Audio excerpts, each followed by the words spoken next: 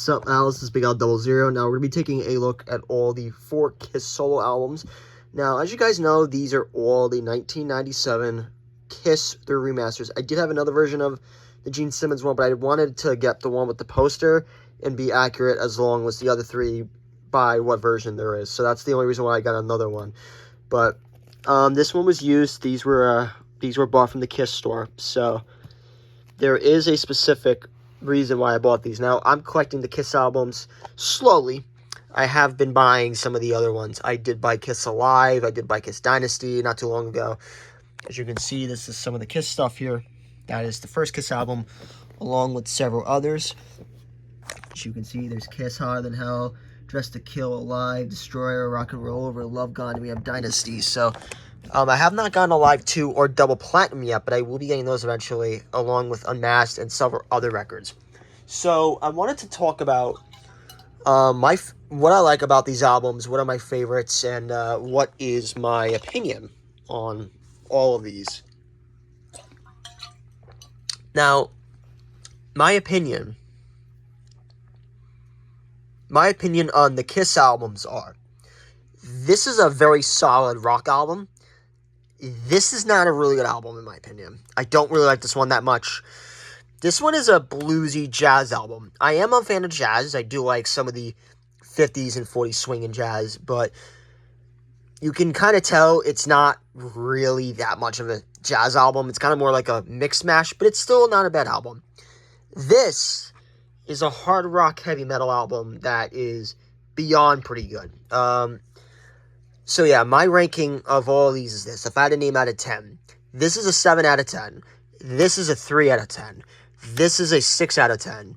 This is a 9 out of 10. So that's my opinion of this. I am more of a drummer guy, so I do lean towards this. But what I do lean is more of the heavier stuff, which is why I lean to this. But the relatability is also kind of to these. So yes, I don't really have a specific opinion on the Gene Simmons album. Now, as you know,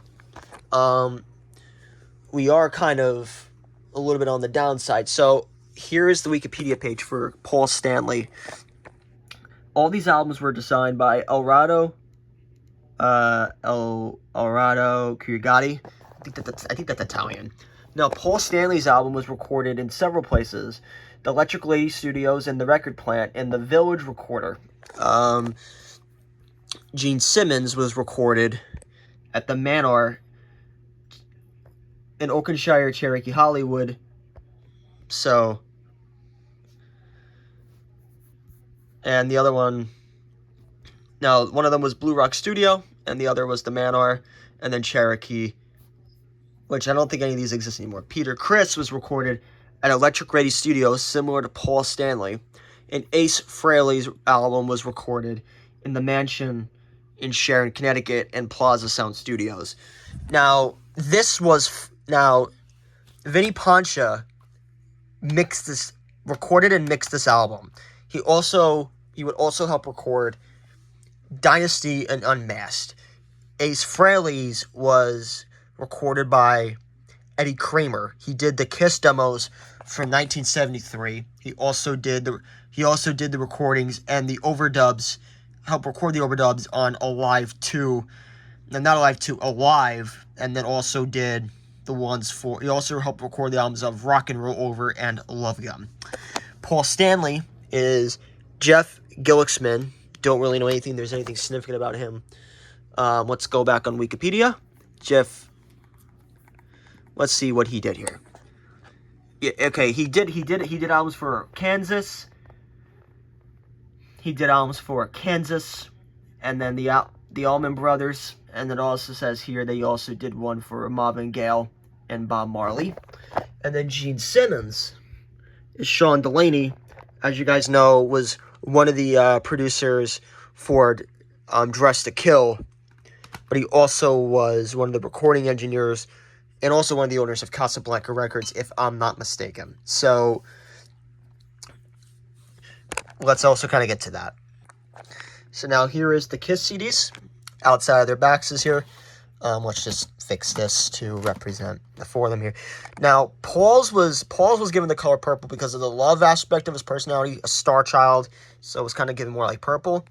Jean's is supposed to represent a demon or a hell-like figure, so his was given red. Peter, I don't really know why, but it had given like this green thing, it's like a Catman. And Ace is very simple. His is blue.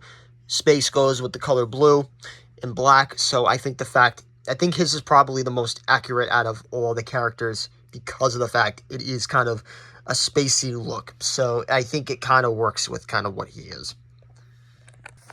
Now, here are all the songs on this. Now, the person with the least amount of songs, tied for 9, are Paul and Ace. Peter had 10, Jean had 11. Now, there is only one song I do know of that was supposed to be on the solo albums. Now, these were commissioned in 1976 by a contract made by Casablanca and the members of Kiss. And right after they made these, they went out and filmed Kiss Meets the Phantom of the Park, which was a total flop, but it was also a pretty shitty movie regardless. And believe it or not, there is one song I do know was supposed to be on one of these solo albums, and that was Ace's album. On a Live 2, Ace did a song called Rocket Ride, and he admitted in his autobiography that Rocket Ride was supposed to be on his solo album. I don't know where it could have been, but judging kind of where the album is, I think it probably would have stayed between Ozone or What's on Your Mind. That's probably my humble opinion. Now, it is also said that a lot of people bought Gene Simmons because Gene was the face of the band. He is the man of the band. He's pretty much the face of the band, and I do agree. He is the face of the band, as far as I'm concerned. Now, Paul Stanley is the front man. He is Kiss, regardless, and this is the most Kiss-like of the 4 albums. Peter was the backbone until he wasn't, and then Ace was what made Kiss, in my opinion, until you got other players like Eric Carr and Bruce Kulick, and to a certain extent, Tommy Thayer. So it's just a little bit like that. So yes, here's how it is: backbone, face, Kiss, the actual guy in Kiss, and the guy who flew with Kiss. So that's just kind of my opinion. Now, let's take a look at the posters and why it's all like this. Now, each album of these versions have a specific number, and they're all the other Kiss albums have it like these, but these are significant because if you take a look at this here, 314532 3842. Now, if you have this is Gene Simmons, and you kind of put it like this. Now, next one everyone likes to say is Paul Stanley, but that's not true. The next one in the line is Ace Frehley, because 384 385, and then followed by Peter Criss, which is 386, and then Paul Stanley is 387. 388 is, I think, Dynasty, and I do have it with me right here, and I should be absolutely right about this. Yes, and then Double Platinum is 383. 382 was Alive 2, and then 381 is Love Gun, which I do own. So they all have very specific numbers tallying by what the releases are. So, yes. So if you need to go by the numbering, it's Gene Simmons, Ace Frehley, Peter Criss, and Paul Stanley. But however, I go by the actual release of the poster signage, which is, you'll see in a minute. Now, this is Paul Stanley's poster. And it says Part 1 of the 4 Kiss mural, and this is what his poster looks like. This is him playing, I don't know what this is. I think it's like a slide guitar, playing with him with his guitar and his tattoo, trying to look cute. And then you kind of have this flamboyant, cloudy look-like fixture. So this is what Paul Stanley's mural looks like. It is the first of 4, and the second of the 4 is Gene Simmons, which is Part 2. Now, in the original vinyl releases, they had a specific little bump for each end to kind of fit all these posters together. And when you put all the posters together, you get this big, huge mural. So this right here is, in fact, Gene Simmons. And this is him with the devil-like fixture with all the fire around him. playing with his bass, and him spitting the blood. That is the demon. Now, third, here is the Catman, part 3 of the 4 of the Kiss mural. And this is Peter Criss with his drum set, his rose-like features, and pretty much all the leaves, saying he's more like a jungle cat, which I think is the reason why he got the color green.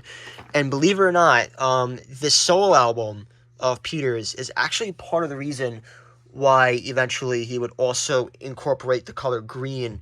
And it's actually a fixture that Eric Singer would do when he became the Catman in 2001.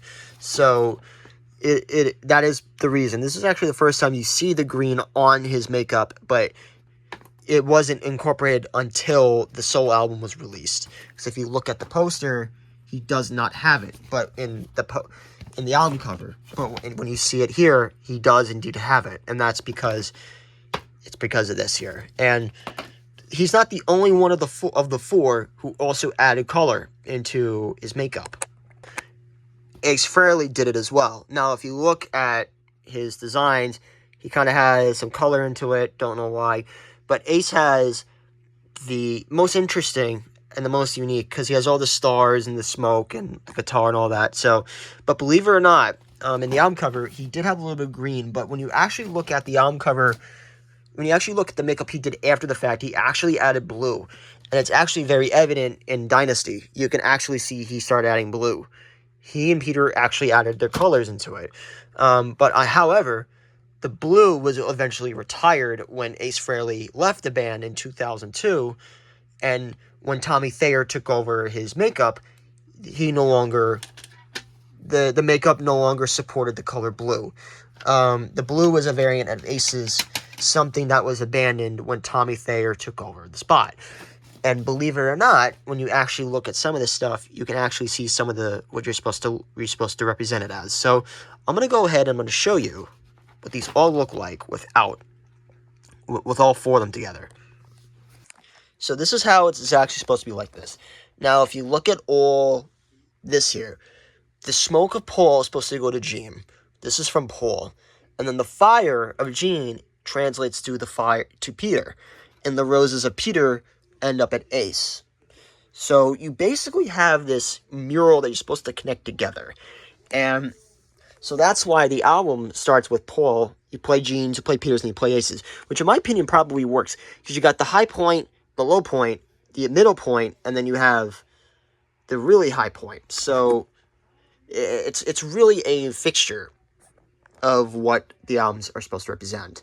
Now I'm going to put these back in their cases, and then I'm going to talk about my opinions of my favorite songs, my least favorite songs, and should you play them. Now, what is my favorite songs from each of these albums, and what's my least favorite? We're going to be doing a countdown here. Now, Paul's a strong album, all pretty good songs. My favorite would have to be Move On. My least favorite would have to be, I don't really have an opinion, but it would probably be Wouldn't You Like to Know Me. It's just a random song. There's no bad songs on here, really. I know the hit song is Tonight You Belong to Me, but that's kind of pretty much it.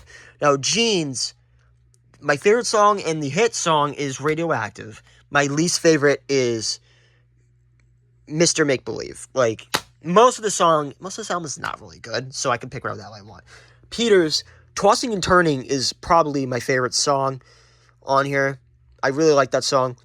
That's the kind of sugar Papa likes, really. And I Can't Stop the Rain is probably the hit song in my opinion. Now, Aces, everyone knows.